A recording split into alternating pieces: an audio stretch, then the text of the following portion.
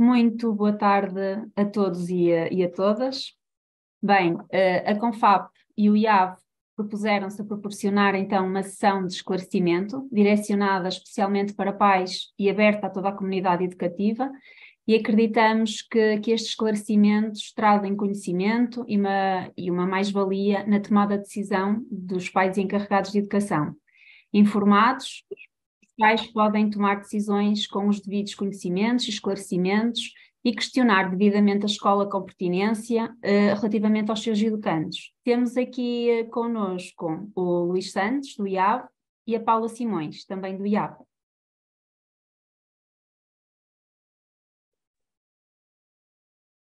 Muito boa tarde. Pronto, Mariana. Vamos falar aqui então um bocadinho do que é a avaliação externa, não é? O que é efetivamente a avaliação externa. Muito bem. Mariana, muito obrigado. É com muito gosto que o IAV se associa à Confap no sentido de prestar informações, prestar esclarecimentos, fazer a apresentação do que está a ser pensado também, não só para as provas de aferição, mas também para a avaliação externa em geral. Como sabem, estamos no meio de um projeto de transição digital nas escolas e também, por maioria de razão, num projeto de transição digital na avaliação externa. Este projeto vai ser generalizado este ano, este ano letivo, às provas de aferição. Portanto, este ano vamos ter provas de aferição eletrónicas e, portanto, pensamos que se é importante que as escolas e os professores e os alunos tenham informação sobre todo este processo, é também de veras importante que os encarregados de educação, que têm um papel fundamental na educação dos seus filhos ou dos seus educandos, também tenham esta informação e percebam quais são os objetivos das provas de aferição, para que servem, que tipo de resultados é que os alunos vão receber, como é que esses resultados podem ser tratados e também o que é que está pensado para a desmaterialização destas provas, quais são as vantagens da desmaterialização, tudo isso pensamos que os encarregados de educação têm que estar devidamente informados, cientes, para acompanharem devidamente dentro do seu papel os seus educandos. A Paula Simões, que vai acompanhar-me nesta apresentação, é a diretora de serviços de avaliação externa do IAV, que é a direção de serviços responsável pela construção, pelo planeamento e construção das provas de avaliação externa. E, portanto, vai-nos falar um pouco das provas de aferição, que é um instrumento de avaliação que muitas vezes não é totalmente bem compreendido, porque também, provavelmente, nunca ou não terá sido bem explicado ou explicado devidamente a todos os atores do processo avaliativo. Portanto, a Mariana, se nos permite... Vamos então perceber o que é a avaliação externa, o que são provas de aferição, não é? Vamos lá. Obrigada. Vamos a isso. Então, eu passava agora à Paula Simões e para esta primeira parte. Paula, certo. Obrigado. Nós vamos desligar a câmara para ficar tudo. Certo. Eu, em meu nome pessoal e como colaboradora de há muitos anos do IAV e como também diretora do serviço responsável pela elaboração das provas de avaliação externa, agradeço imenso a oportunidade que nos dão de falar daquilo que é o nosso trabalho, de como fazemos e, no fundo, qual o serviço que o nosso trabalho também pode prestar quando falamos de sistema educativo e de apoio à aprendizagem dos alunos. Eu não gostaria de, ir direto ao assunto. Eu vou compartilhar a minha tela e vou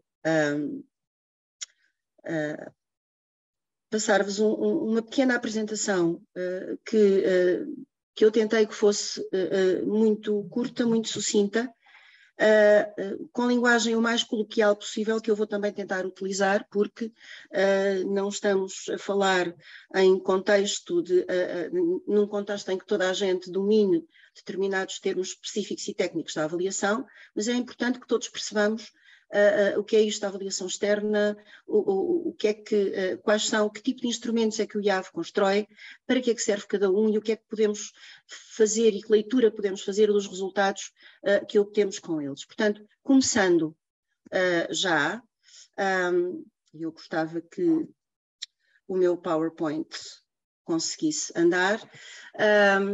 Um breve sumário, vamos falar primeiro dos propósitos e do contexto da avaliação externa, e depois vamos também falar um bocadinho do ponto de vista sobre os resultados da avaliação externa, naquilo que eles nos dizem relativamente ao apoio à aprendizagem dos alunos, como eu já vos tinha dito.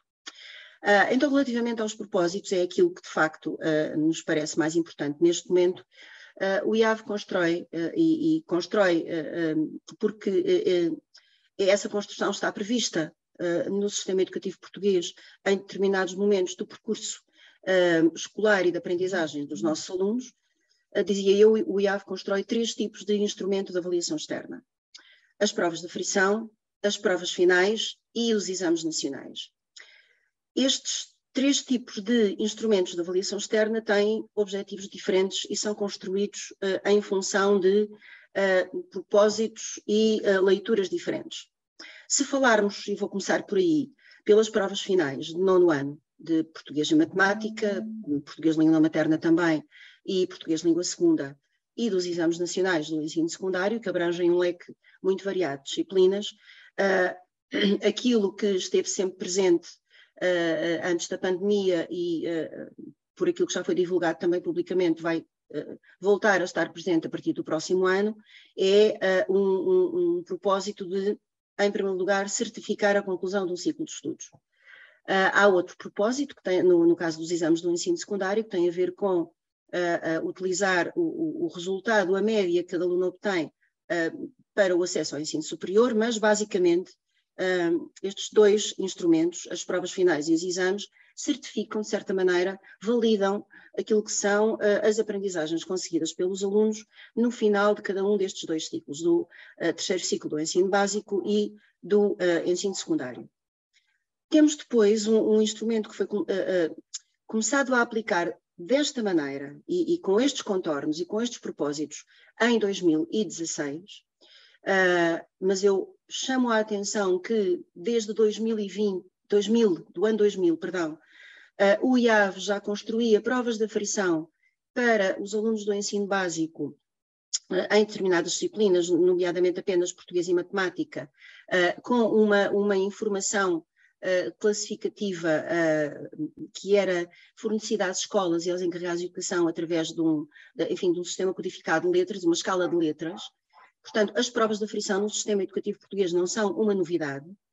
O que 2016 nos trouxe como novidade foram 2 questões, e foram essas questões que, de facto, se calhar, são essas questões que têm que continuar a ser comunicadas de forma, eficaz e o mais informativa possível.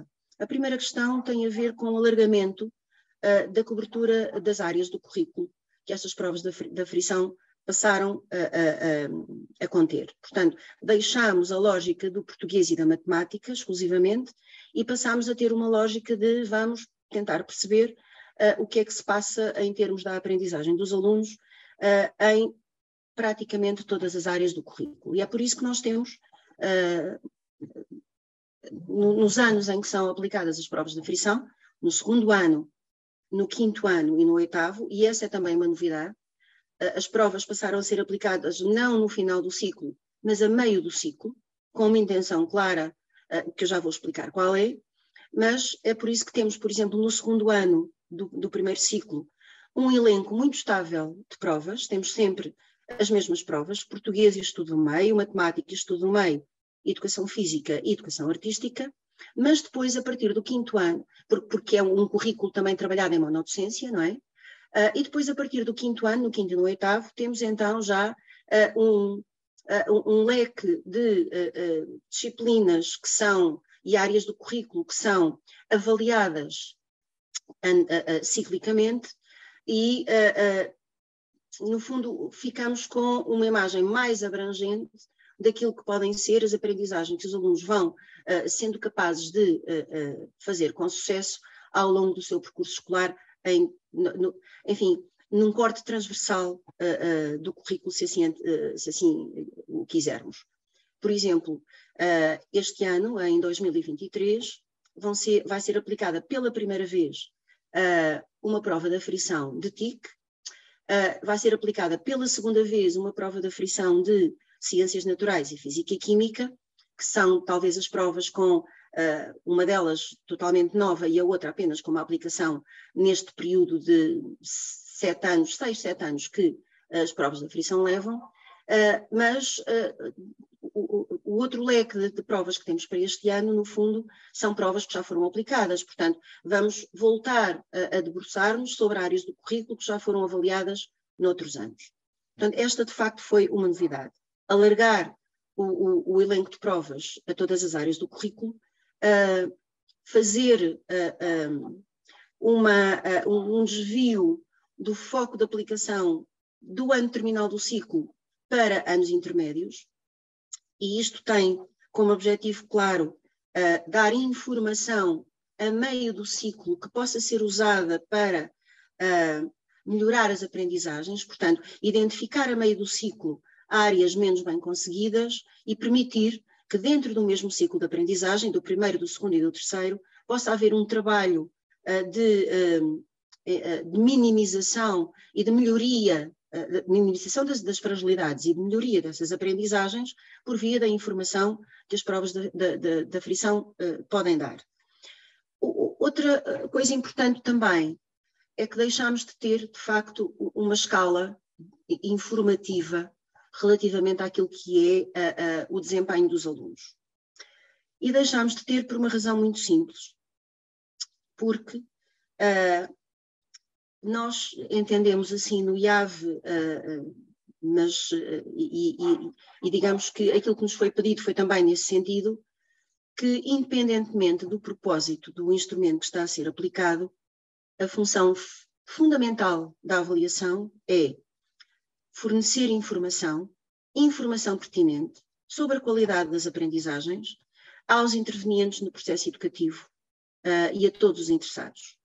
E todos os interessados são os nossos colegas nas escolas, eu sou professora também, as direções das escolas, os encarregados de educação e as famílias, os próprios alunos e o sistema. Portanto, tudo aquilo que nós fazemos com a avaliação externa tem que ser feito em função da devolução de informação pertinente e de qualidade sobre a qualidade das aprendizagens dos alunos. Isso para nós é fundamental. O que quer dizer que também temos que ser capazes de comunicar essa informação. E é nisso também que temos trabalhado. Portanto, como eu vos vou mostrar um bocadinho mais à frente, no final da minha apresentação, todo o sistema que envolve as provas de aferição está de facto montado com esse fundamento. Recolher informação sobre a aprendizagem e a qualidade da aprendizagem dos alunos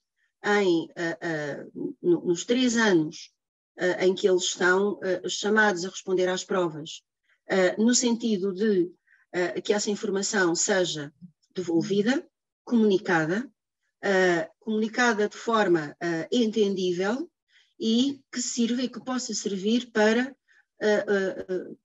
contributos necessários à melhoria das aprendizagens, onde de facto as áreas de fragilidade podem ser encontradas.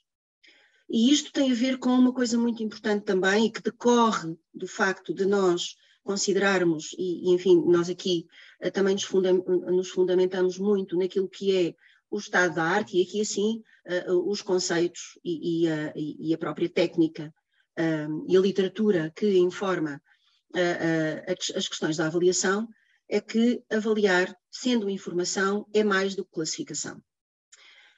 A avaliação pode conter a classificação, mas classificar apenas não é avaliar. E, portanto, para nós, transformar o resultado dos desempenhos dos alunos numa prova de aferição, numa menção classificativa com uma escala de letras, que podia ser de números ou de outra coisa qualquer, pareceu-nos que ficava aquém dessa missão de produzir informação que pudesse ser comunicada. Porque eu posso transmitir e posso dizer que o desempenho deste aluno nesta prova de português e estudo do meio teve 65% ou tem uma menção classificativa de B.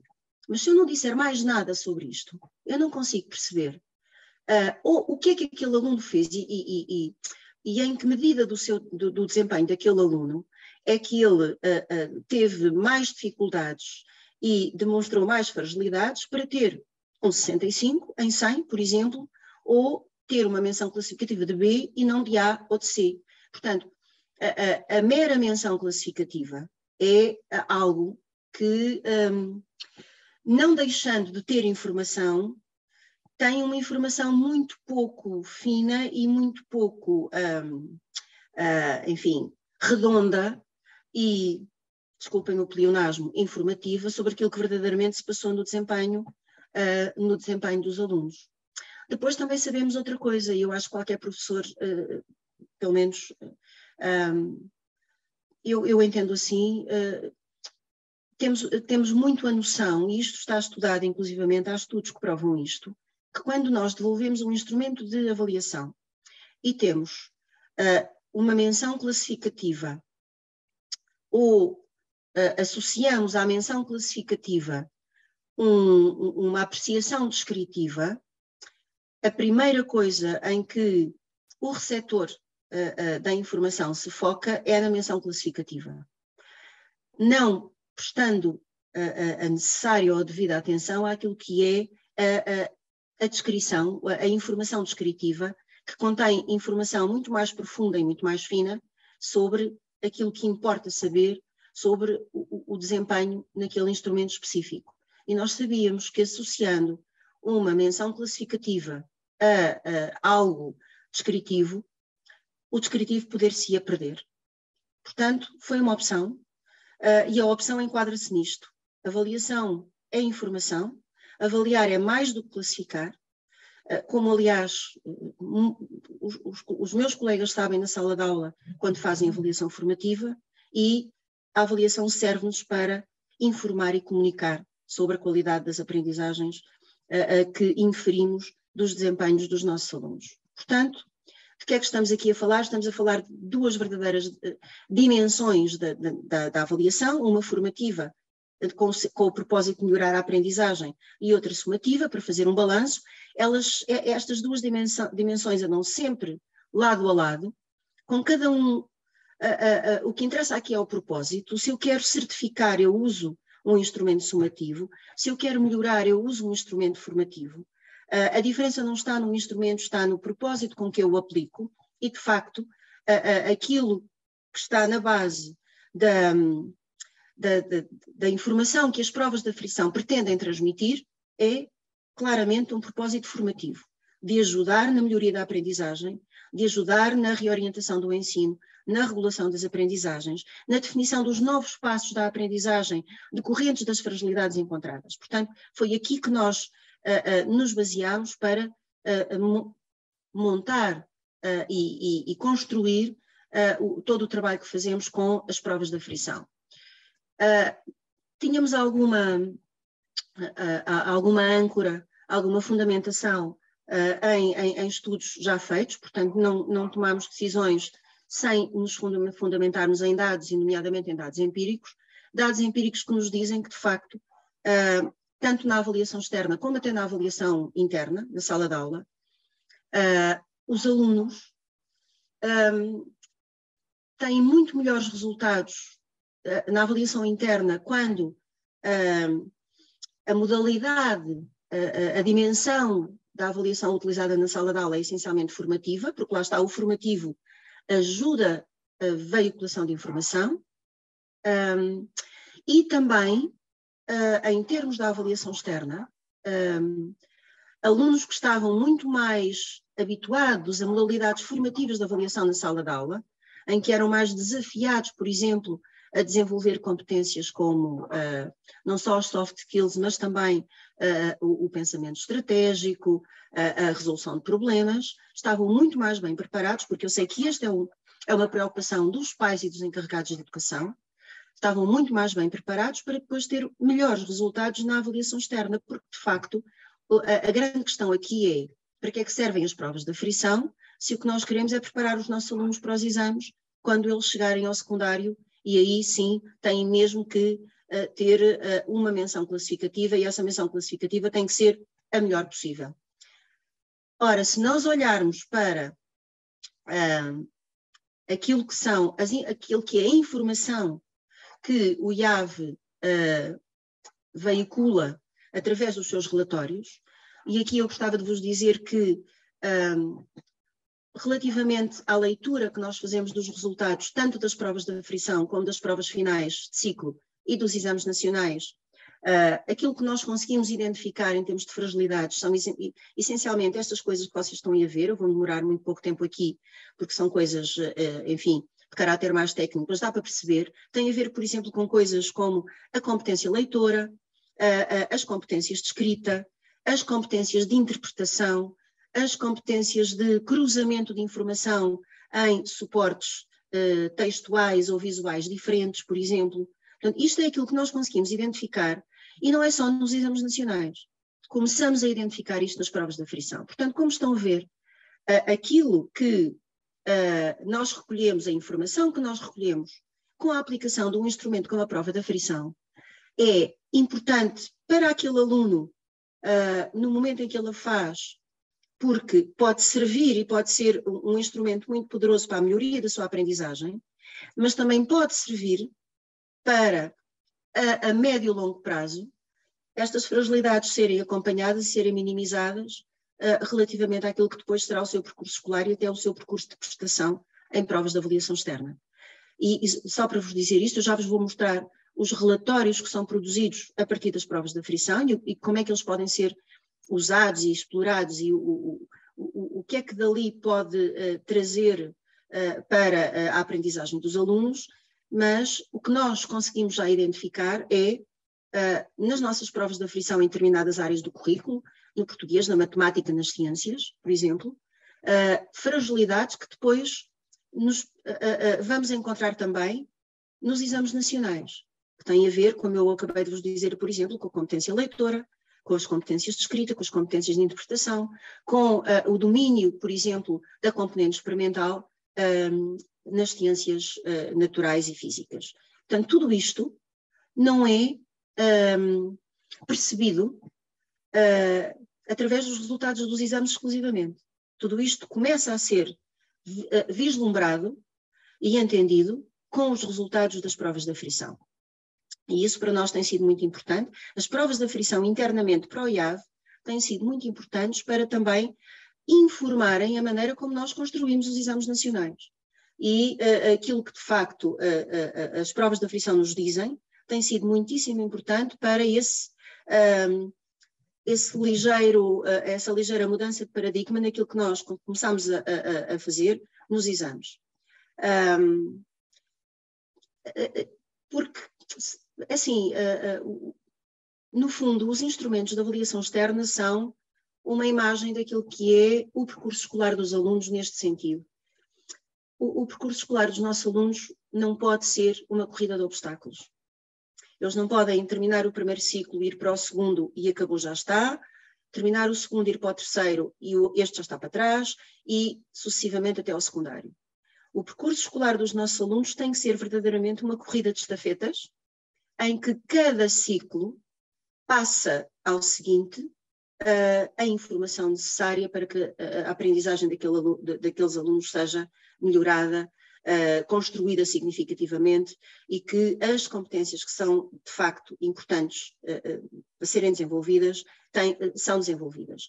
E são desenvolvidas ao longo de todo o percurso, e não apenas no secundário, quando eles precisam de responder a um exame nacional. Isso para nós tem sido muito importante, essa visão do currículo enquanto uma contínua aprendizagem e transmissão de informação entre ciclos, para nós tem sido muito importante na construção das nossas provas, porque também queremos ver transversalmente e num corte de todos os ciclos onde é que estão as fragilidades comuns. Isso para nós é importante em termos de informação para a construção dos instrumentos, mas também é importante transmitir aos nossos parceiros do sistema educativo a informação sobre aquilo que recolhemos dos resultados. Só para vos dar um exemplo daquilo que estamos a fazer relativamente a uma área que eu já vos falei, por exemplo, a componente experimental. Como é que nós trabalhamos a componente experimental ao longo dos 3 ciclos, começando nas provas de aflição? Isto é importante, porque logo no currículo do primeiro ciclo, no currículo do estudo do meio, há de facto um foco interessante e importante no início do trabalho com os alunos relativamente àquilo que é a componente experimental das ciências e, de certa maneira, já o princípio de uma construção do pensamento científico, que é importante para as ciências, não tenho dúvidas nenhumas, mas que é importante para todas as áreas do currículo. O pensamento científico é importante para todas as áreas do currículo porque permite, por exemplo, que os alunos sejam preparados e se habituem a fazer perguntas, a questionar. E eu lembro-me sempre que todas as inovações científicas começaram porque alguém se lembrou de fazer uma pergunta e tentou dar resposta à pergunta que fez. E todas as nossas grandes inovações científicas começaram aí. Portanto, como é que nós começamos a trabalhar a componente experimental? Por exemplo, podia-vos dar outro exemplo da competência leitora.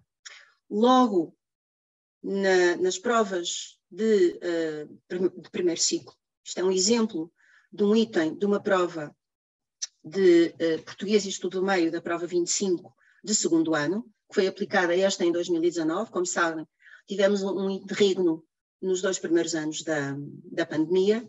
Portanto, o que temos aqui é uma situação relativamente simples de uma pequena experiência que é possível fazer numa sala de aula e em que os alunos têm que, olhando para toda a informação que aqui está, chegar à conclusão correta sobre aquilo que foi desenvolvido durante a experiência. Portanto, logo no segundo ano, nós começamos já a dar estas pistas e, no fundo, se calhar, esta importância àquilo que é a componente experimental, depois mais tarde para as ciências, quando eles progredirem no seu percurso escolar. Este é também outro exemplo. Esta apareceu na prova da frição de português e estudo do meio de 2018, também para eles identificarem. Há aqui uma pergunta que é feita por uma das alunas, uma das meninas que está aí nessas imagens, e eles têm que identificar qual é a experiência que dá a resposta à aluna, à pergunta que está a ser feita,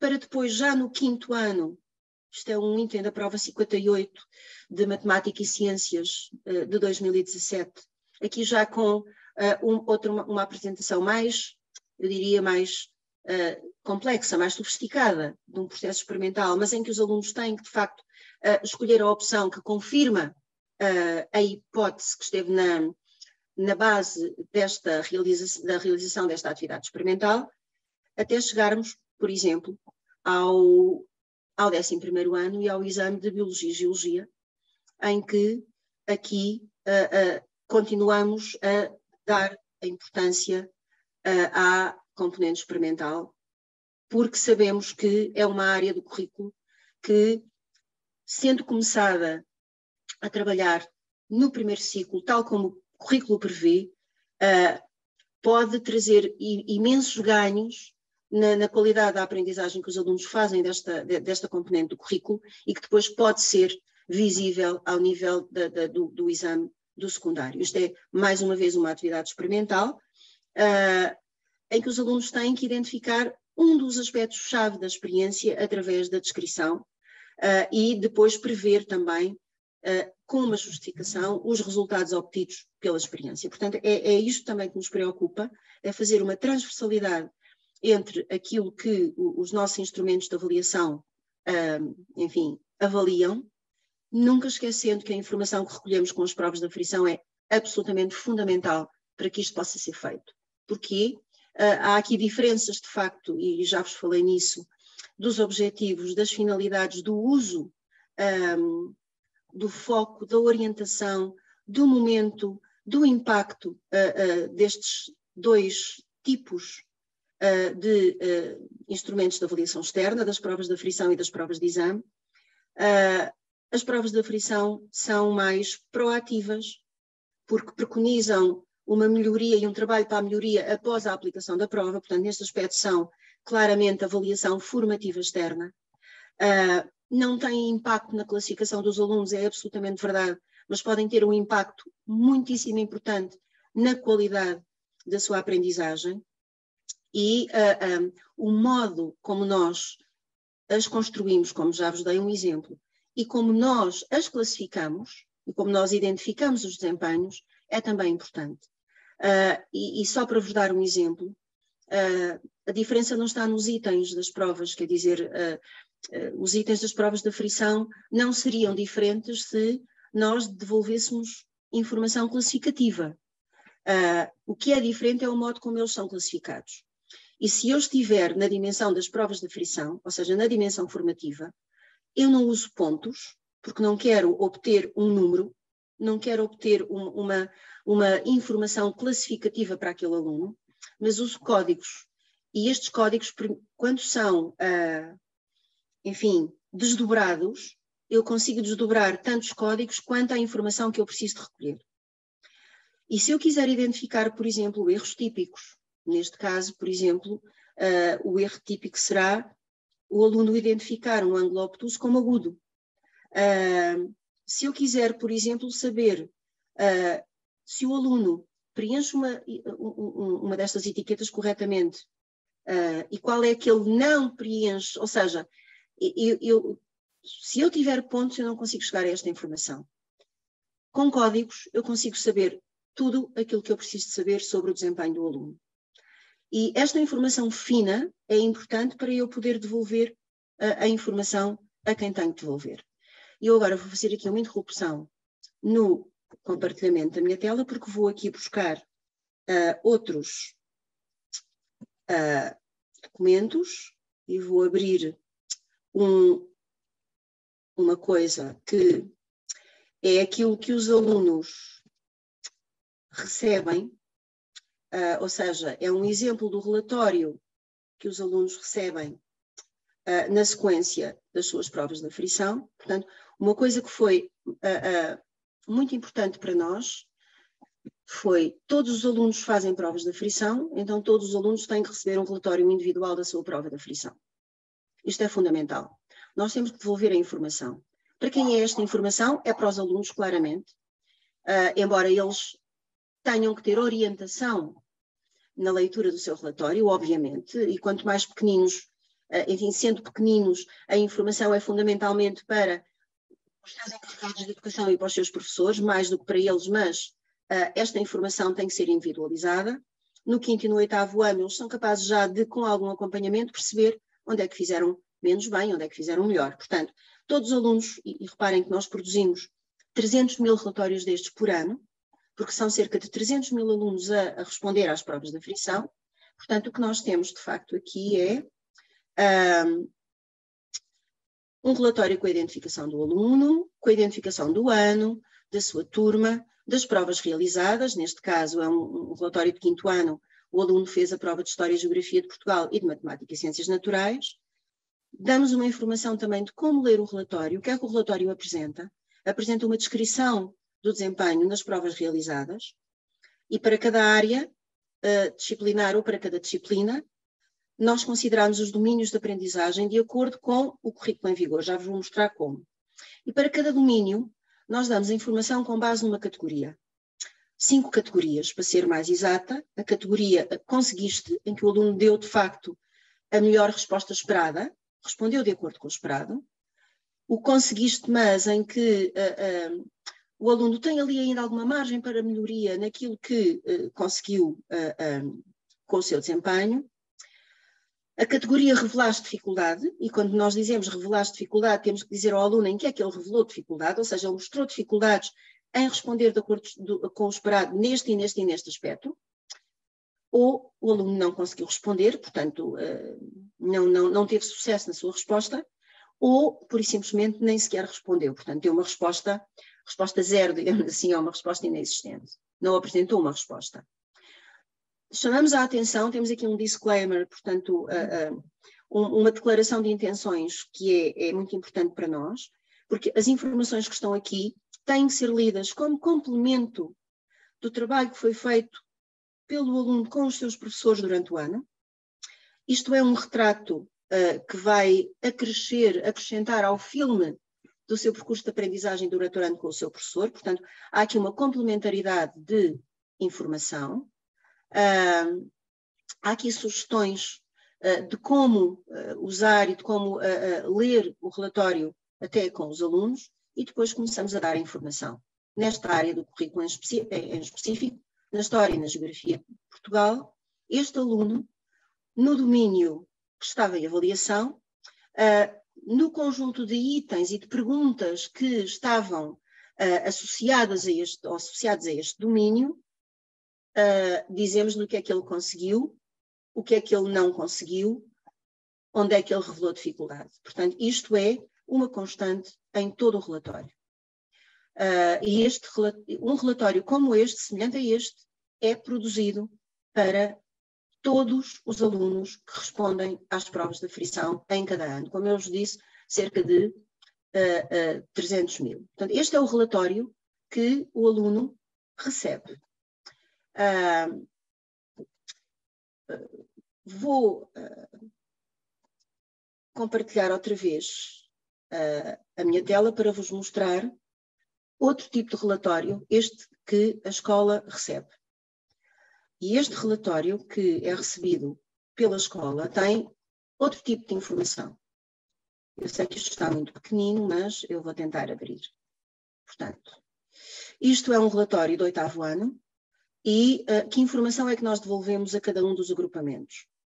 Devolvemos informação sobre o desempenho dos alunos daquele agrupamento por domínio em avaliação, portanto, na prova de português, todos os domínios, qual foi a percentagem de categorias de desempenho que os alunos conseguiram ter naquele domínio, na escola, no global da escola, do agrupamento, e depois numa escola particular do agrupamento. Portanto, temos aí dados em que a escola pode comparar com o nacional. Temos primeiro os dados do nacional, depois os dados do agrupamento de escolas e depois os dados de uma escola básica que pertence ao agrupamento.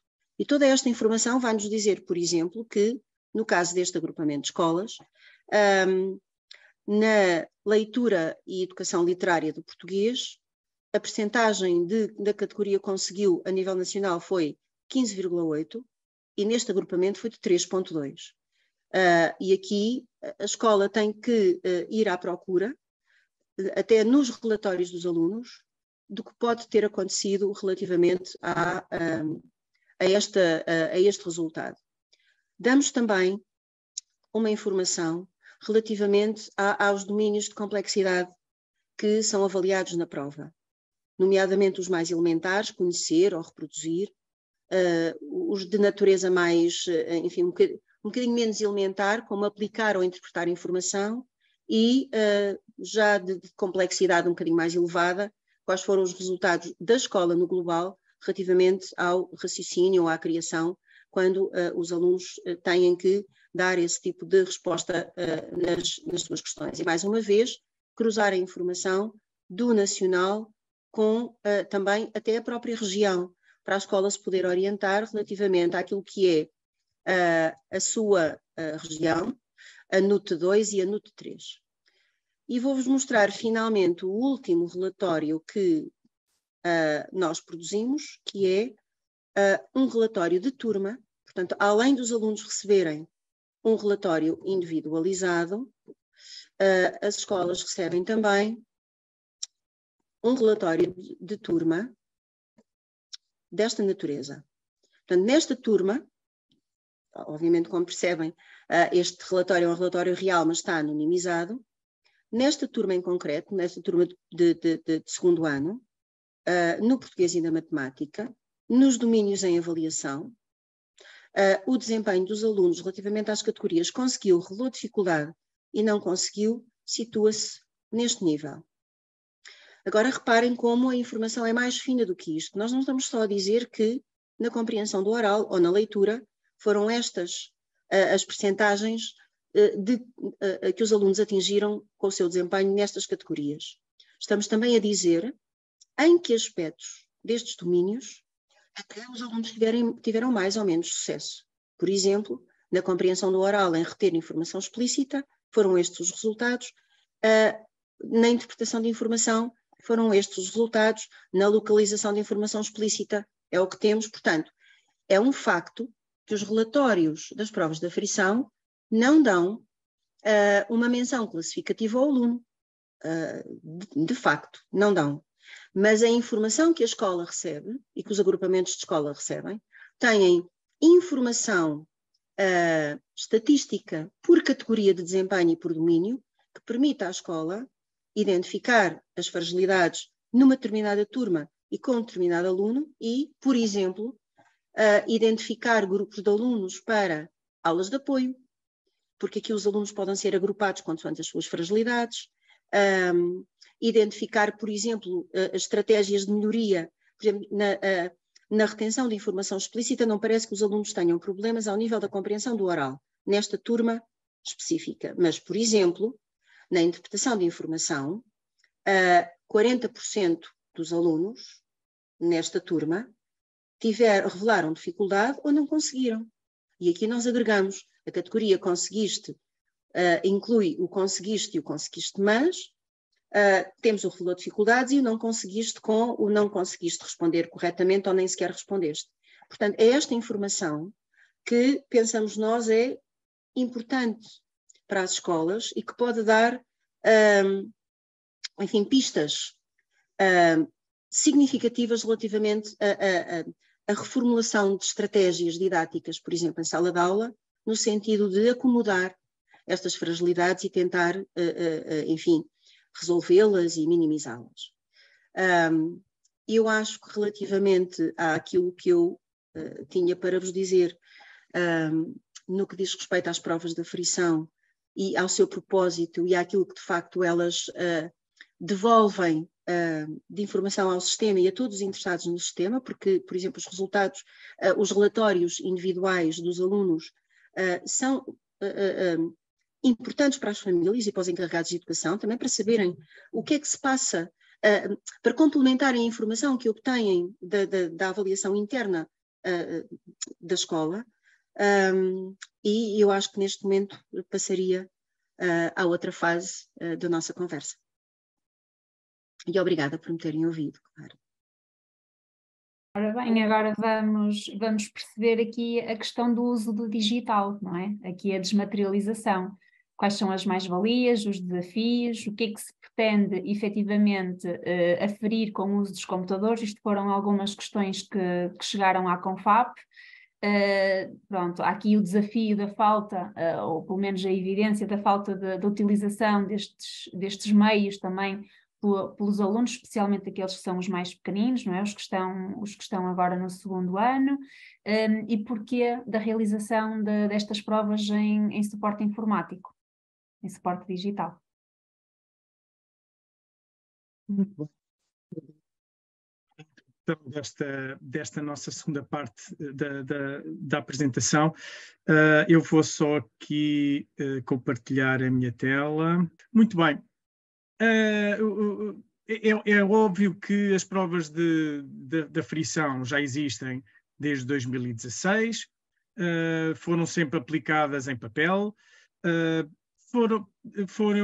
um modo de utilização que é eficaz. Portanto, os alunos resolviam as suas provas através do suporte de papel. Não é é um processo que, sendo eficaz, não é assim tão eficiente quanto isso. No entanto, este projeto de desmaterialização que vai avançar este ano, que vai produzir uma generalização este ano para as provas de aferição, como vamos ver, é um projeto que temos que perceber primeiro, em primeiro lugar, porque é que o vamos fazer. Já sabemos que os processos de mudanças são muito difíceis, os processos de mudança encontram muitas resistências, é natural, a nossa zona de conforto é o que nós estamos habituados a fazer, mesmo que aquilo que nós estamos habituados a fazer nos cause imensos constrangimentos, imensas dificuldades, mas já estamos habituados a essas dificuldades. E o desconhecido, por vezes, coloca-nos mais obstáculos até do que aquilo que estamos habituados a fazer e que nos coloca grandes constrangimentos. E, portanto, para podermos mudar, temos de perceber porque é que mudamos. E portanto, eu gostaria de começar esta minha abordagem da desmaterialização da avaliação externa falando um pouco do digital. Porque é que nós, também na avaliação externa, vamos migrar para uma solução digital?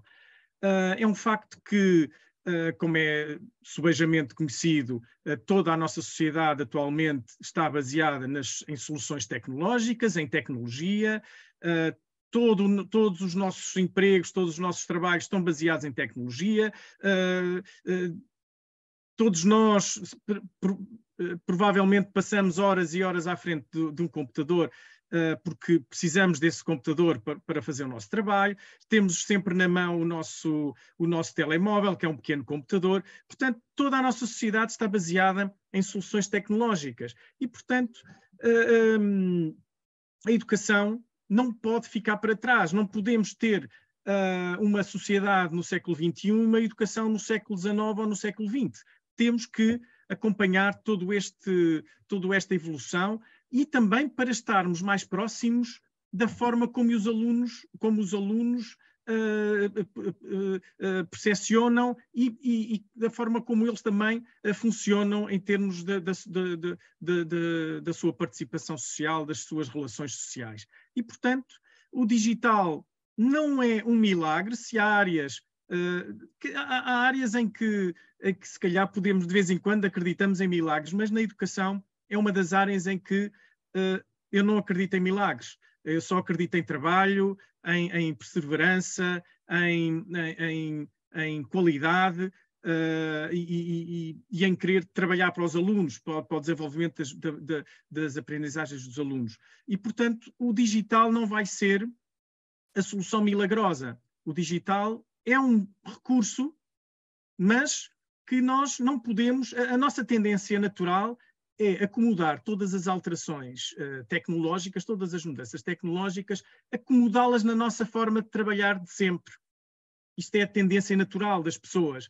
Nós não mudamos por mudar, temos de ter motivos muito fortes para mudar.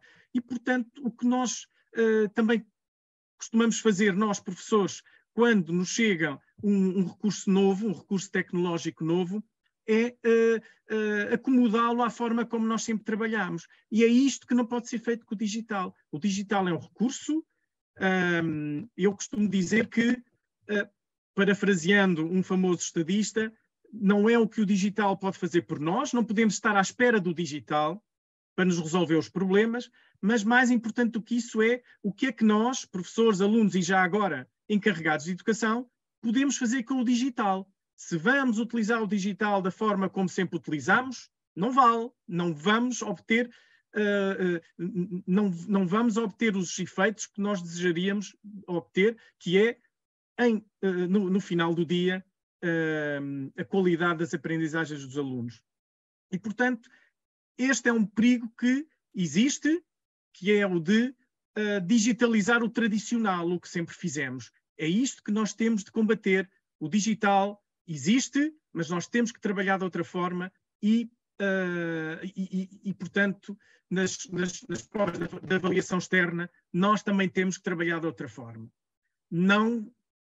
Por isso é que nós chamamos este projeto Desmaterialização da Avaliação Externa e não digitalização da avaliação externa. Nós não queremos digitalizar, por exemplo, uma prova em papel.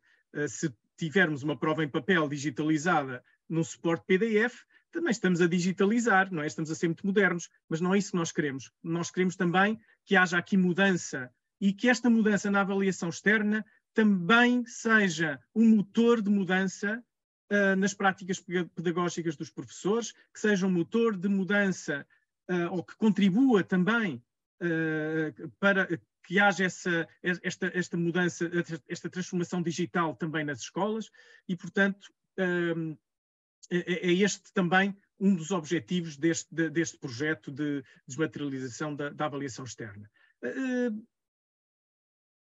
O que é o e-assessment? É um jargão que é utilizado internacionalmente, mas, quer dizer, é facilmente traduzível e vamos traduzindo gradualmente conforme vamos desenvolvendo este projeto. Também vamos encontrando os termos em português que mais se adequam a estas tecnologias. O e-assessment, no fundo, podemos chamar avaliação eletrónica. Até já podia chamá-la aqui neste PowerPoint, mas é um jargão muito utilizado. E o que é o e-assessment? É uma avaliação que é realizada exclusivamente através de ferramentas digitais. Nós podíamos ter, por exemplo, apenas a classificação eletrónica, que em internacionalês se diz e-marking. Podíamos ter feito isso, era mais simples, o desafio não era tão forte, em que os alunos continuavam a fazer as provas em suporte de papel, a utilizar caneta e papel para fazer as provas, e depois as provas eram digitalizadas e apenas classificadas de forma digital. Não é isso que nós quisemos. Tivemos esta oportunidade de transformar todo o sistema de avaliação externa em suporte digital e é uma oportunidade que não podemos perder, é uma janela de oportunidade que não podemos perder e, portanto, nós, IAV, Júri Nacional de Exames, as escolas, os alunos, não podíamos perder esta oportunidade de fazer esta transformação digital. Claro que a avaliação digital permite avaliar os mesmos níveis de complexidade cognitiva, avaliados numa avaliação em suporte de papel, até porventura pode ter funcionalidades que possam permitir avaliar outras coisas. É isso que nós também temos que ir explorando no desenvolvimento deste processo. Uma coisa é certa, este é um processo que tem que ser muito, muito gradual. Nós não queremos, o IAV, o Júri Nacional de Exames, o Ministério da Educação, não pretende criar disrupções no processo avaliativo, não pretende frustrar também as expectativas de professores e de alunos. Portanto, nós queremos fazer uma evolução, um percurso, como eu estava a dizer, muito gradual. Vamos migrando do suporte de papel para o suporte digital com muita calma, também percebendo como é que as escolas estão a trabalhar os professores estão a trabalhar na sala de aula. Portanto, há aqui uma relação ou um processo muito dialógico que nos vai permitir também ir aprendendo o IAV como uma entidade aprendente, ir aprendendo também com o que se faz em sala de aula para podermos adaptar nas nossas provas. Portanto, não fiquem muito preocupados com como é que vai ser as provas da frição, vão ser coisas extremamente diferentes. Não, o digital permite muitas coisas, mas nós vamos, de uma forma muito passo a passo, ir introduzindo coisas novas, coisas mais interativas, usar outras variedades de formatos de itens, incluir simulações, itens interativos, em que os alunos sentem muito mais interesse na interação com o instrumento de avaliação. Mas, como eu disse, isto tudo não vamos assistir a isto já neste ano, nem no próximo ano. É uma evolução que vai acontecer naturalmente e em diálogo com as escolas e com os professores e até com os alunos. E por que não dizer com os encarregados de educação, tal como estamos aqui a fazer. Claro que podemos ter recurso a imagem, a som, vídeos e tudo o que nós quisermos, tudo o que o digital nos permite fazer. Como eu estava a dizer, podemos ter simulações, áudio, vídeo, gráficos interativos, modelação, animações. No fundo, podemos ter um maior dinamismo dos suportes, temos a possibilidade de avaliar competências mais complexas e, claramente, com uma muito maior proximidade com a forma e os modos como os alunos experienciam as suas interações sociais, como nós referimos aí. Os alunos são alunos que já nasceram no tempo do digital, nem sempre têm as competências digitais muito desenvolvidas. Esse é um trabalho que a escola também tem que fazer, os professores na sala de aula, e há que ter, vou só voltar atrás aqui um pouco, peço desculpa, já me estava a adiantar muito. Há aqui um trabalho que também tem que ser feito nas escolas pelos professores. Nós não queremos que os alunos cheguem a uma prova de avaliação em suporte digital, uma prova de aferição eletrónica, sem nunca ter experienciado os suportes eletrónicos ou nunca ter feito atividades em suportes digitais, nunca ter utilizado o computador em sala de aula. Nós pensamos que é fundamental que os alunos trabalhem tudo isto, todas estas dinâmicas em suportes digitais em sala de aula, para que depois cheguem às provas de aferição com a vontade que lhes permita responder e demonstrarem o que sabem através da resposta aos itens nas provas de aferição. Mas, como eu digo, este ano não vamos ter um projeto acabado. Provavelmente há coisas que poderão não correr tão bem como nós estávamos à espera. Nós fizemos um piloto ano passado de provas de aferição e o piloto correu lindamente, ou seja, tivemos problemas, por isso é que se chama um piloto.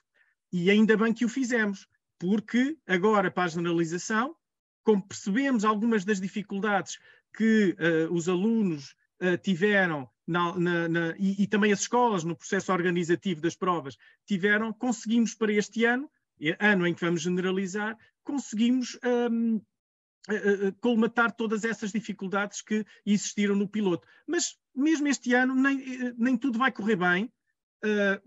Estamos completamente cientes e o nosso pensamento, a nossa forma de pensar é que tudo pode acontecer e, portanto, o IAV e o Júri Nacional de Exames o que garantem é que nenhum aluno vai ficar sem fazer a sua prova de aferição. E, portanto, é um projeto que está em desenvolvimento, como eu já vos vou explicar mais à frente. Onde só há vantagens, em termos da digitalização ou da desmaterialização das provas, é no processo de classificação das provas. Não me vou deter muito tempo nisto, mas só para vos dizer que a classificação digital vai permitir uma muito maior fiabilidade da aplicação dos critérios de classificação pelos professores. Os professores vão conseguir aplicar os critérios de uma forma mais fiável entre eles, de uma forma mais homogénea, e vamos contribuir para uma maior equidade entre os alunos. E, portanto, isto é para nós fundamental, maior qualidade no processo de classificação e maior equidade entre os alunos no processo de classificação também. Claro que depois também temos vantagens na produção de resultados. Os relatórios, o tempo que vamos demorar a produzir relatórios também vai diminuir, o que, tendo em conta a nossa missão, como disse a Paula Simões há pouco, isto vai contribuir também para que nós consigamos cumprir a nossa missão, ou seja, a de devolver resultados, informação às escolas, aos alunos, aos professores, aos encarregados de educação, de uma forma mais célere. Claro que nem tudo são rosas, não é um mar de rosas. Como eu disse há pouco, temos de pensar estes projetos da forma, pensando que tudo pode acontecer, que temos de nos precaver para todas as situações que possam acontecer, e mesmo assim podem acontecer coisas que nós não tínhamos pensado. Portanto, temos muitos desafios. Eu chamo-lhe desafios porque temos de os ultrapassar, não lhe chamo problemas. Os problemas, a tendência é não os conseguirmos ultrapassar, ou temos dificuldades, ou vamos abordá-los de uma forma muito pessimista. Não, desafios é uma palavra que nos faz abordá-los de uma forma muito positiva, muito otimista, porque temos de os ultrapassar.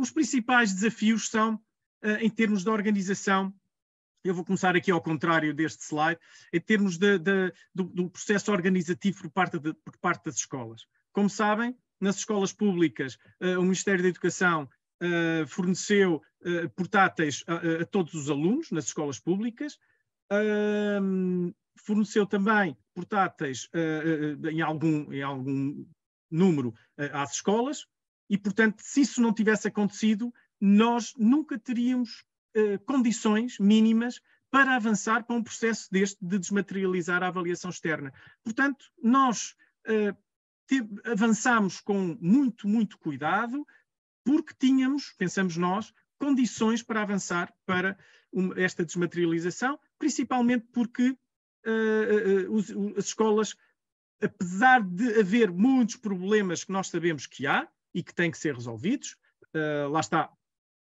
existem desafios que temos de ultrapassar, dito de outra maneira, sabendo isto, porque nós temos acompanhado muito de perto todo este processo, apesar de não ser da competência do IAV, temos acompanhado de muito perto, e sabendo que existem algumas dificuldades. Temos de contar também com as escolas e connosco e com outras entidades do Ministério da Educação, para que os alunos, na data em que vão fazer as provas, tenham à sua frente um computador para poderem realizar as provas. Este ano as provas vão ser realizadas em 2 turnos, também para contribuir para que não existam tantos constrangimentos em termos de equipamentos nas escolas, porque é a primeira vez que estamos a fazer esta generalização. Estávamos preparados para que todos os alunos fizessem as provas ao mesmo tempo, mas, apesar de tudo, optámos por no fundo, aliviar um pouco esta tensão, optámos por dar às escolas essa possibilidade de fazerem 2 turnos. Claro que depois temos outros desafios. Muitos encarregados de educação nos têm falado da sua preocupação, principalmente com os alunos do 2º ano, com os alunos mais pequeninos, com a questão de escreverem no teclado, com a forma como eles lidam com o computador. Claro que os alunos do 5º e do 8º ano, isto já não é uma preocupação muito grande, porque estão muito habituados, têm TIC, têm outras valências durante o seu percurso académico. No entanto, para os alunos mais pequeninos, isto é uma preocupação.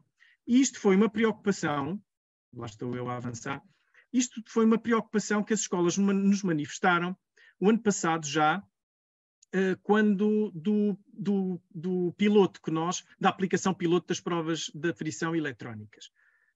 Havia grande expectativa de como é que os alunos do 2º ano iriam, por exemplo, escrever no teclado o item de escrita, vulgo a composição, digamos assim.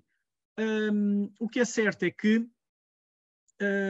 nós tínhamos também essa expectativa, fomos analisar os resultados no final das provas e verificámos que a qualidade das respostas dos alunos que realizaram em suporte eletrónico não diferia muito da qualidade das respostas dos alunos que realizaram em suporte de papel. Apesar de, cuidado, a amostra era relativamente pequena, apesar de terem sido cerca de 2.000 alunos do 2º ano a realizar as provas eletrónicas.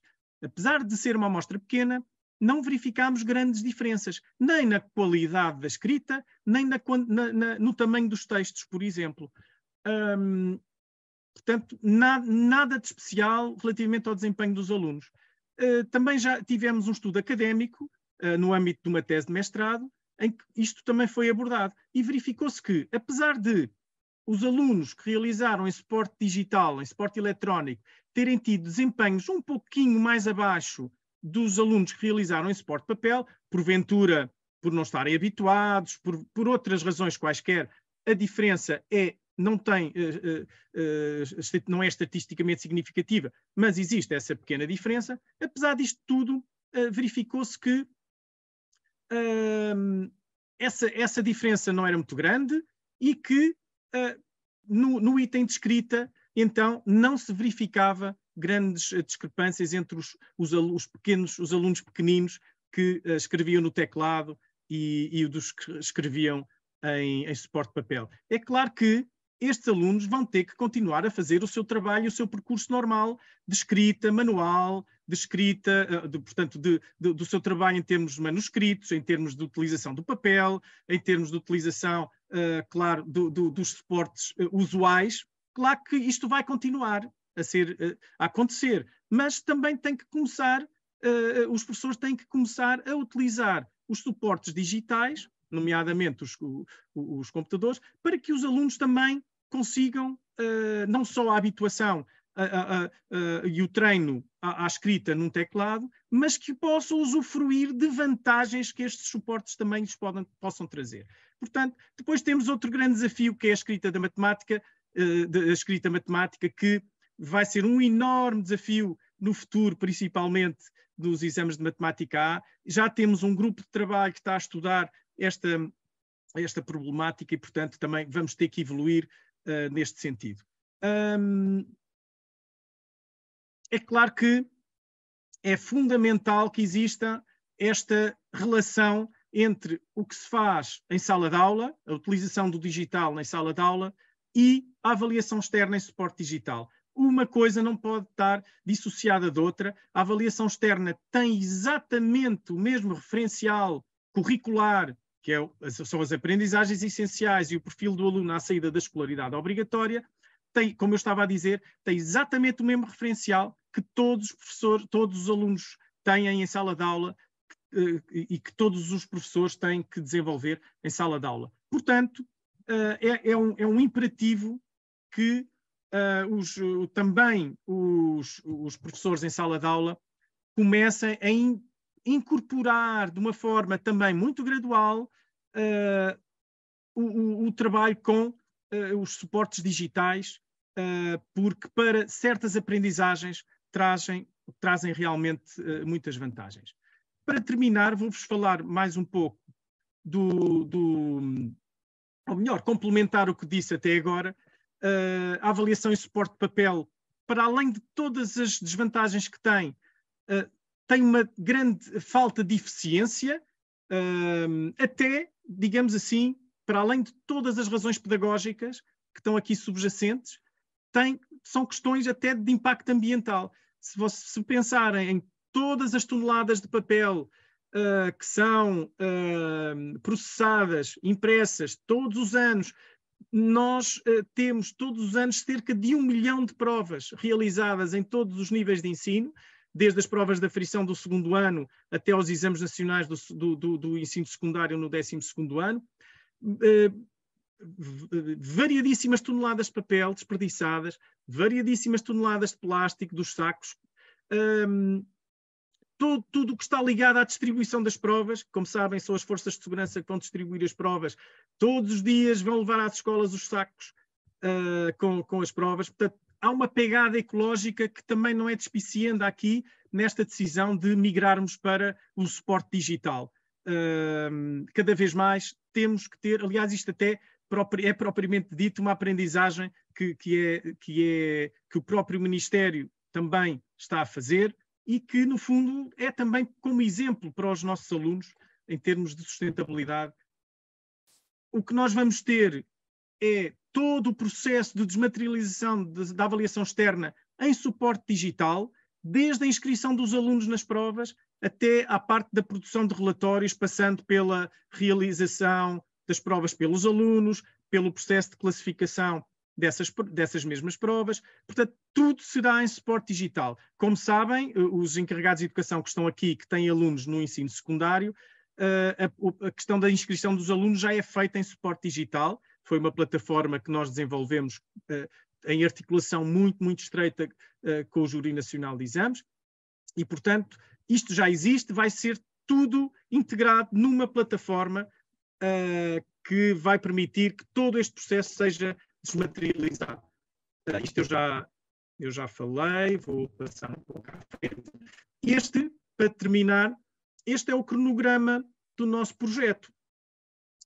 Fizemos, como disse há pouco, um estudo, uma aplicação amostral das provas de aferição em 2022, do qual tirámos muitas ilações que nos permitiram termos este ano um processo muito mais consistente, um processo muito mais sustentável, que nos permite estar extremamente otimistas que as coisas vão correr bem. Claro que isto, só aqui um pequeno parênteses, porque o tempo já vai longo, e parece que há para aí um jogo de futebol também a decorrer, com um clube que agora não me recordo bem o nome, não interessa agora. Mas, agora falando novamente a sério, é uma questão que esta aplicação piloto permitiu-nos realmente termos muita certeza no que estamos a fazer este ano. E, portanto, vamos ter também, como já disse, em 23, a universalização das provas da aferição eletrónicas. Vamos ter as provas finais de ciclo do 9º ano aplicadas num piloto, portanto, numa amostra de escolas. Em princípio, vamos fazer na mesma amostra que fizemos o ano passado, o piloto das provas da aferição, mas também vamos abrir para outras escolas que queiram participar. E em 2024 vamos ter uma aplicação universal também das provas finais de ciclo do 9º ano, e vamos ter um piloto, uma aplicação piloto dos exames finais nacionais, que não vai ser um piloto exatamente da mesma forma. Vamos fazer a aplicação não numa amostra de escolas, mas sim numa amostra de disciplinas. Ou seja, não queremos ter alunos a fazer provas de uma determinada disciplina em suporte de papel e outros alunos a fazer em suporte eletrónico. Isto pode criar alguma falta de equidade entre os alunos, tendo em atenção também que os efeitos dos exames nacionais, em termos do percurso académico dos alunos, são muito, muito fortes e, portanto, vamos fazer uma amostra de disciplinas em que todos os alunos realizam em suporte eletrónico nessas disciplinas, para não haver aqui diferenças e faltas de equidade entre os alunos. E, portanto, é este o nosso projeto de desmaterialização. Espero que... Vou só descompartilhar e a pedir também aos meus colegas da apresentação, à Paula e à Mariana, que me acompanhassem agora no fim. Espero que tenhamos abordado as principais preocupações dos encarregados de educação. Estamos sempre disponíveis para poder responder a outras questões que tenham. Eu até sugeriria, hoje, como tínhamos muitas inscrições, tivemos que fazer uma sessão fechada, porque senão não era muito viável a sua operacionalização, mas estamos disponíveis, se quiserem fazer chegar através da CONFAP, que queremos que seja um parceiro muito ativo também nosso, e se a CONFAP também nos quiser como parceiros, e penso que sim, que nos façam chegar através da CONFAP as vossas dúvidas, que não tenham sido vistas esclarecidas aqui, e que nós teremos muito gosto em esclarecer. Passava então para a finalização deste webinar à Mariana. Muito obrigado. E obrigado por me ouvirem. Não levei a mal aquela menção ao futebol, mas tinha que ser dita. Muito obrigado e boa noite. Muito obrigada, Paula. Obrigada, Luís. Obrigada a todos vocês que também se inscreveram. Aquilo que a CONFAP já foi recebendo algumas questões relacionadas com as provas de aferição, nomeadamente do 2º ano, por isso é que também eu trouxe durante esta sessão estas questões, e já tínhamos também falado um bocadinho antes, para direcionar esta apresentação, esta sessão, às dúvidas das famílias, dos pais encarregados de educação. Esperamos que tenha sido clara. Contudo, aquilo que nós solicitamos é que nos enviem, continuem a partilhar as dúvidas que nós vamos respondendo. Não conseguimos responder ao minuto, não é? Mas claro que fazemos a ponte com o IAV. Muitas dúvidas e muitas questões são idênticas, portanto nós fazemos grupos de questões e depois vamos respondendo à medida que nos for chegando. O e-mail da CONFAP é geral@confap.pt e, portanto, aguardamos que tudo aquilo que quiserem questionar, colocar, façam-nos chegar. Às vezes há questões relacionadas com computadores, com sistemas. Pronto, não foi o foco específico, mas foi o foco também de uma reunião prévia que a CONFAP teve com o IAV, situações de não haver infraestrutura, não haver internet. Isso, pronto, o IAV também, o Luís também já nos tinha explicado as contingências que estão preparadas vários níveis e graus de contingências. exatamente para que, se falhar uma contingência, hajam, pronto, temos ali algumas alternativas, mas, por favor, aquilo que nós queremos é que os pais estejam esclarecidos para poder tomar as melhores decisões possíveis para a vida dos seus filhos, e depois também saber o que fazer com os resultados das provas, não é? Porque é exatamente como dizia a Paula, não é para finalizar ciclos, é exatamente para perceber e para conseguirmos antecipar, não é? Antecipar algumas lacunas que possam existir, algumas falhas, e vamos perceber, não é? Porque nós vivemos aqui momentos frágeis por causa do Covid, não é? Temos aqui algumas fragilidades que ainda não conseguimos detectar neste momento, que possivelmente com a utilização destes resultados seja possível verificar-se e antecipar até algumas destas questões. Obrigada a todos e boa noite.